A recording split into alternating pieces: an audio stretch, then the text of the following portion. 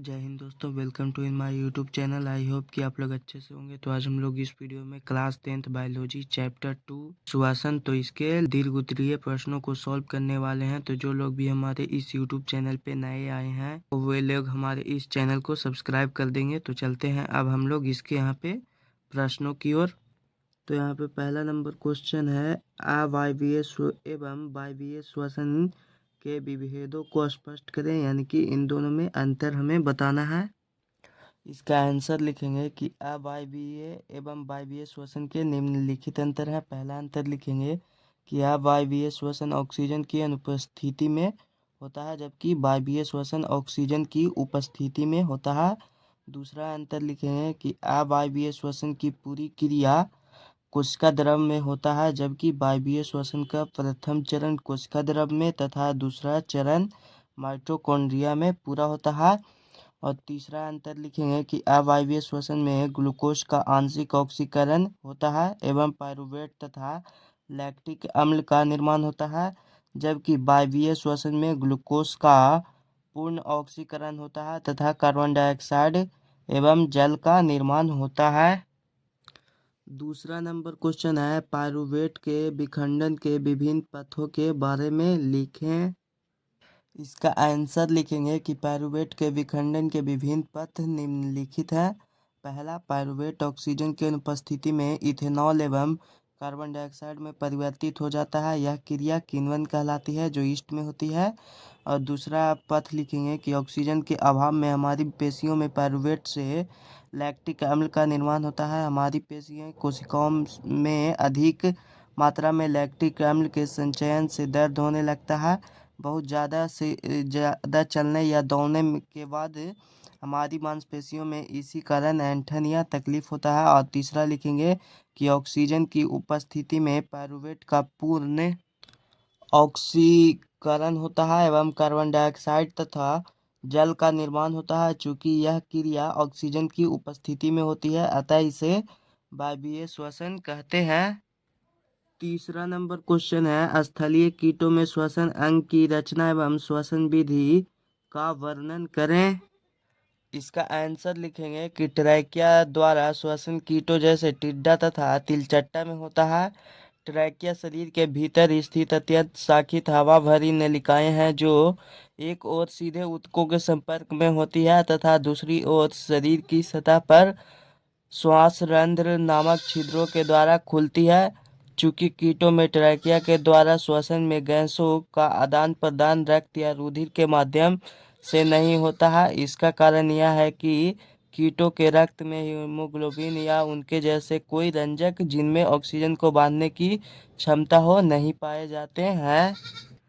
Fourth number question है, मछली के श्वसन अंग की संरचना तथा श्वसन विधि का वर्णन करें।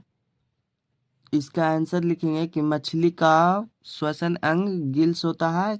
गिल्स विशेष प्रकार के श्वसन अंग हैं जो जल में घुलित ऑक्सीजन का उपयोग श्वसन के लिए करते हैं। फिर उसके बाद लिखेंगे कि प्रत्येक मछली में गिल्स दो समूहों में पाए जाते हैं। गिल्स के प्रत्येक समूह सिर के पार्श्व भाग में आंख के ठीक पीछे स्थित होते हैं। प्रत्येक समूह में कई गिल्स आगे से पीछे की ओर श्रृंखलाबद्ध तरीके से व्यवस्थित होते हैं। हर एक गिल एक चपटी थैली में स्थित होते हैं, जिसे गिल कोष्ठ कहते हैं। गिल कोष्ठ एक ओर आहार नाल की ग्रसनी या फेरिंक्स में खुलता है तथा दूसरी ओर शरीर के बाहर खुलता है। प्रत्येक गिल में कई कोष्ठ में कई गिल्स पट्टिकाएं होती हैं। फिर उसके बाद यहाँ से लिखेंगे कि मछलियों में जल की धारा मुख से आहार नाल के फेरिंक्स में पहुंचता है। यहाँ जल की धारा में स्थित भोजन तो फेरिंक्स से ग्रास नली में चला जाता है, परंतु जल गिल कोष्ठकों में तथा फिर शरीर के बाहर चला जाता है। इस प्रकार गिल्स लगातार जल के संपर्क में रहते हैं, जिससे जल में घुले ऑक्सीजन गिल्स की रक्त वाहिनियों में स्थित रक्त में चला जाता है तथा रक्त का कार्बन डाइऑक्साइड जल में चला जाता है। इस प्रकार श्वसन गैसों का आदान प्रदान रक्त और जल के बीच विसरण के द्वारा होता रहता है। कुछ अकशेरुकी जलीय जंतुओं जैसे झींगा, सीप में भी जलीय श्वसन गिल्स के द्वारा होता है। इस प्रकार का श्वसन जलीय श्वसन कहलाता है। तो आप लोग श्वसन की विधि में ये वाला लिख लेंगे पूरा। 5 नंबर क्वेश्चन है, कीटों में ऑक्सीजन सीधे ऊतकों को क्यों पहुंचाया जाता है? इस विधि में प्रयुक्त रचनाओं का वर्णन कार्य विधि के साथ करें। इसका आंसर लिखेंगे कि कीटों में ट्रैकिया के द्वारा श्वसन में गैसों का आदान प्रदान रक्त के माध्यम से नहीं होता है। इसका कारण यह है कि कीटों के रक्त में हीमोग्लोबिन या उसके जैसे कोई रंजक जिसमें ऑक्सीजन को बांधने की क्षमता हो नहीं पाए जाते हैं। कीटों जैसे ग्रास हॉपर, तिलचट्टा, मक्खी आदि के श्वसन की विशेषता यह है कि इसमें ऑक्सीजन रक्त के माध्यम से नहीं बल्कि सीधे ऊतकों को पहुंचाया जाता है। इसका कारण रक्त में हीमोग्लोबिन न होना है।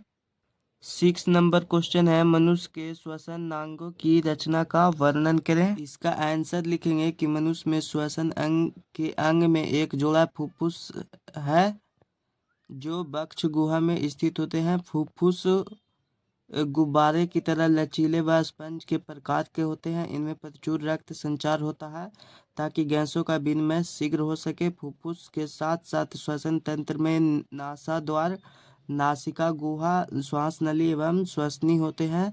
श्वसनी फुफ्फुस के अंदर श्वसनिकाओं में बटी होती है जिनके अंत में गुब्बारे जैसी संरचनाएं होती है जिन्हें कूपिकाएं कहते हैं।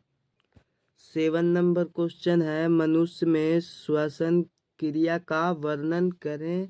इसका आंसर लिखेंगे कि मनुष्य में श्वसन क्रिया प्रश्वास तथा उच्छ्वास क्रियाओं का सम्मिलित रूप है। प्रश्वास क्रिया में हवा नासिका से फेफड़े तक पहुंचती है, जबकि उच्छ्वास क्रिया में रक्त से फेफड़े में आया कार्बन डाइऑक्साइड बची हवा के साथ नासिका से बाहर निकाला जाता है। प्रश्वास के द्वारा हवा फेफड़े की वायु कोष्ठकों में जाती है। वायु कोष्ठकों के चारों ओर रक्त कोशिकाओं का घना जाल होता है। वायु कोष्ठकों में स्थित हवा में करीब 21% ऑक्सीजन होता है, जबकि रक्त कोशिकाओं में स्थित सिरीय रक्त में ऑक्सीजन की मात्रा बहुत कम होती है। इस कारण ऑक्सीजन का विसरण सिरीय रक्त में हो जाता है। यहाँ रक्त में उपस्थित हीमोग्लोबिन से ऑक्सीजन संयोग कर ऑक्सी हीमोग्लोबिन नामक यौगिक बनाता है जो रक्त परिसंचरण के द्वारा शरीर के विभिन्न भागों में पहुंच जाता है। यहाँ ऑक्सी हीमोग्लोबिन का पुनः टूटकर हीमोग्लोबिन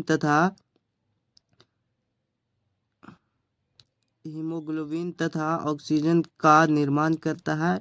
यह ऑक्सीजन कोशिकाओं में उपस्थित ग्लूकोज का ऑक्सीकरण कर कार्बन डाइऑक्साइड तथा ऊर्जा का निर्माण करती है। कोशिकाओं में निर्मित कार्बन डाइऑक्साइड पुनः विसरण के द्वारा रक्त कोशिकाओं के रक्त में पहुंचता है। यहाँ यह रक्त के हीमोग्लोबिन के से संयोग कर कार्बोक्सी हीमोग्लोबिन का निर्माण करता है जो फेफड़ों में विसरण द्वारा वायु कोशिकाओं में चला जाता है। यहाँ से उच्छ्वास क्रिया के द्वारा इसे बाहर निकाल दिया जाता है। तो आप लोग लिख लेंगे। 8 नंबर क्वेश्चन है, श्वसन एवं श्वासोच्छ्वास के बीच क्या विभेद है, यानी कि इसमें भी अंतर बताना है। तो यहाँ पे इसका आंसर लिखेंगे कि श्वसन तथा श्वासोच्छ्वास में निम्नलिखित अंतर है। तो पहला अंतर देखिए कि यह श्वसन का कि यह जीवित कोशिकाओं से संपन्न होती है तथा एक जीव रासायनिक क्रिया है, और जबकि श्वासोच्छ्वास का लिखेंगे कि यह एक भौतिक घटना है जिसमें श्वसन गैसों यानी कि ऑक्सीजन एवं कार्बन डाइऑक्साइड का आदान प्रदान होता है। दूसरा अंतर लिखेंगे कि श्वसन में कि इसमें ऊर्जा एटीपी अणुओं के रासायनिक बंधन में सन्निहित रहती है, जबकि श्वासोच्छ्वास में ऊर्जा विमुक्त नहीं होती है। तीसरा अंतर लिखेंगे कि यह अंतःकोशिकीय होती है, और इसका लिखेंगे कि यह बाह्य कोशिकीय होती है। और चौथा अंतर लिखेंगे कि इनमें एंजाइम की आवश्यकता होती है जो ग्लूकोज अणु को के पूर्ण ऑक्सीकरण के विभिन्न चरणों में भाग लेती है और प्रतिक्रियाओं को नियंत्रित करती है। और इसका लिखेंगे कि यह एक अनैच्छिक तथा अंशतः ऐच्छिक क्रिया है जिसका नियंत्रण मस्तिष्क के पश्चभाग में अवस्थित श्वसन केंद्रों के द्वारा होता है। 9 नंबर क्वेश्चन है, कोशिकीय श्वसन का वर्णन करें। इसका आंसर लिखेंगे कि श्वसन क्रिया में ग्लूकोज अणुओं का ऑक्सीकरण कोशिकाओं में होता है, इसीलिए इसे कोशिकीय श्वसन कहते हैं। संपूर्ण कोशिकीय श्वसन की दो अवस्थाएं होती है, पहला वायवीय श्वसन और दूसरा अवायवीय श्वसन। अथवा या फिर इसका आंसर यह भी लिख सकते हैं कि सजीव कोशिकाओं में भोजन के ऑक्सीकरण के फलस्वरूप ऊर्जा उत्पन्न होने की क्रिया को कोशिकीय श्वसन कहते हैं। यह एक केटाबोलिक क्रिया है जो ऑक्सीजन की उपस्थिति या अनुपस्थिति दोनों ही अवस्थाओं में संपन्न होती है। यहाँ पे सारे क्वेश्चन सॉल्व हो चुके हैं। अगर आप लोग अभी तक इसके अति लघु उत्तरीय और दीर्घ उत्तरीय प्रश्नों का हल नहीं देखे हैं तो जाकर डिस्क्रिप्शन बॉक्स में देख लेंगे, वहाँ पे इसका लिंक दे दिया गया है। आप सबका अपना YouTube channel online study classes. धन्यवाद।